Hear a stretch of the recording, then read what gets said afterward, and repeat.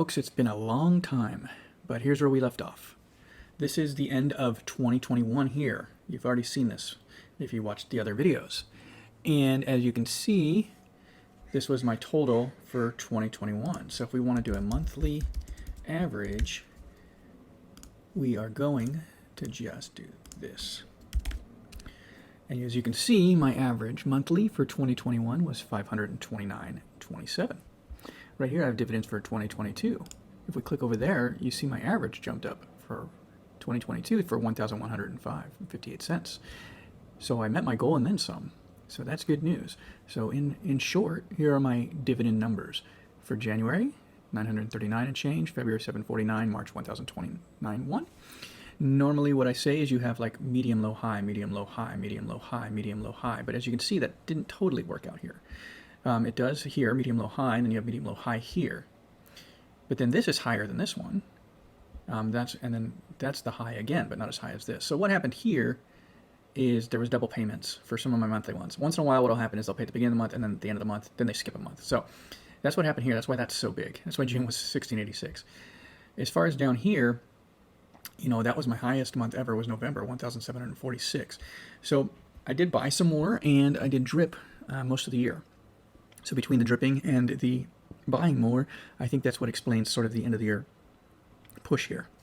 Now, as far as we project forward, if we come over here, it's showing that my monthly average going forward is 1366. Now, this, I believe, is a little high.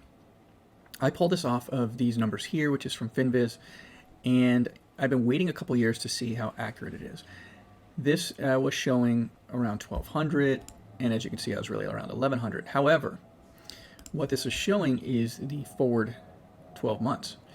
And what this is showing is the trailing 12 months. So what I'm not sure is how accurate this is or not, because it's really hard to decipher that.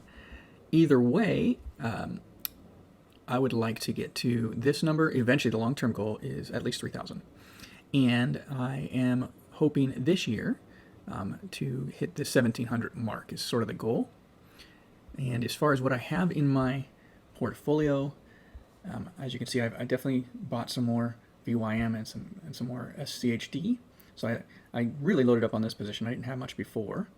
But as you can see, I got the annual payout for the SCHD up to almost 450. And my annual payout for the VYM is up to 910 plus change. The portfolio weight is 8.74 and 4.91. So I want to get those portfolio weights up as well. And then I have QYLD as a large holding as well, which has taken a dump. It's pretty low. As you can see, the 52-week low is 15, and we're at 1597, so we're not that far off of it.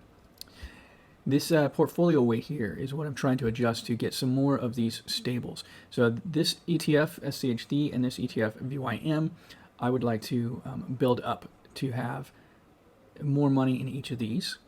And so I'm going to hopefully be contributing to those over the course of this year. I'm not contributing any more to QYLD. I'm letting it drip, so I'm contributing $3,000 a year to it right now, but I'm not adding money to it. If I do add money to any of my income ETF positions, it'll most likely be JEPI and JPQ, which I started. This you wouldn't have seen last year in my last video, but I made a pretty large purchase into JEPQ. And as you can see, I'm getting $1,800 a year for that, so that's even higher than JEPI. What really is messing up my portfolio weights, though, is some of my options plays really came back to bite me. Two in particular. As you can see, I have very heavy weightings in these two stocks, Zscaler and Tesla. And as you can see, I'm very down on both of these. Now, the reason I have these and I'm down on both of these is because I was selling options. So if we go over here, well, I've hit a lot of my options plays, but if you see, really what I do is I sell puts and I sell covered calls. So RP is a reput, so I rolled out the put, and then the CC is a covered call. Now, as you can see, for example, here, let's take this one, Tesla. 2 contracts, which means 200 shares that I'm saying I'll buy at 195. The current price is 112, however, so that's a difference of 82. Now, these contracts are for over 2 years, like 2 years away. And so I rolled those out really far to get this number down. However, even though this is 2 years away, the person who bought these from me can exercise them at any time. And that is what happened with both this Tesla and the CS. These were both years away, but when the market started really dropping, instead of making thousands of dollars a week on my put options that I'm selling, all of a sudden my cash dried up, completely dried up. As you can see here, this is $101,000. So all my liquidity got just zapped up by these two guys here.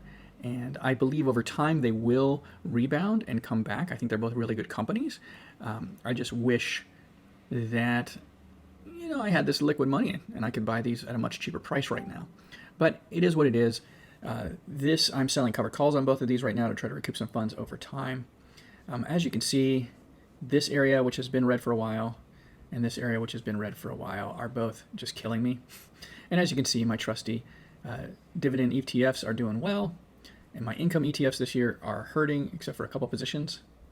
My individual dividend stocks are kind of a mixed bag, but the reason this is so high is because that was a spinoff, so I didn't pay for those, and so I just put it in as a penny. But anyways, so as you can see, I'm up small and big, I'm down big and small, and so there's just a lot of variance this year. It's been a hard year, but the good news is I do have my monthly average up kind of high, and I'm getting to my goals. If you go over here, basically I put in here a current of 1,100 for dividends, and I put in my rent cash flow. I sold all my properties in Cleveland. That's where I got all that cash, which got burned by those put options. And so, but I do still have one rental in California, and I collect that much cash flow after everything's said and done. This is just some staked crypto coins I have. I don't even know if it's really 120 anymore. It might have gone down with the way crypto has. I'm not really counting that. I mean, obviously it's kind of in there long term, but that's with staking rewards. That's a whole different thing. I haven't even got into that. Options at one point, I was making easily $2,000 a month selling puts, but now that my cash is gone and the market's deep down red, I do sell some still. I don't know if I'm quite at 350. There are probably some months where I hit that. Probably some months where I'm less. I've really backed off on the options right now. So the main focus I have is increasing this right here. This is my main increase. And as you can see, I changed some of the things. I took away the options. I raised this up to 3,000. This eventually will be more than 1,000. But the main thing I'm working on is 3,000 a month for my dividends. If I can get the 3,000 a month there and the 1,000 a month there, I'm fine. I'm really aiming for 5,000 a month. And so whether that comes from here, or I raise that up, which could be kind of easy as well. So this is my SCHD goal. I wanted to put,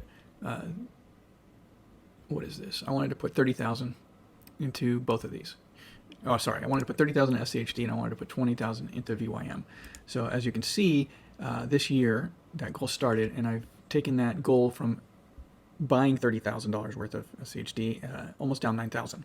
VYM I didn't do as much, but I'm trying to catch this up to there. So that's where I'm at. That's my portfolio. This is January 4th, 2023, and I wanted to do this video a few days ago, but I had issues with my Google Sheet here. The data I'm pulling from FinViz wasn't working, and I had to spend a couple days figuring that out. But here's the sheet. The major changes are really building a position of SCHD, increasing my VYM position, building a position of JEPQ. I bought a few other things here and there. You know, I bought this GBTC and this ETF. So, you know, I bought a few different things, but these are the big ones down here. So that is all I've got to say about my 2023, and hopefully I will keep you more updated other than an annual video.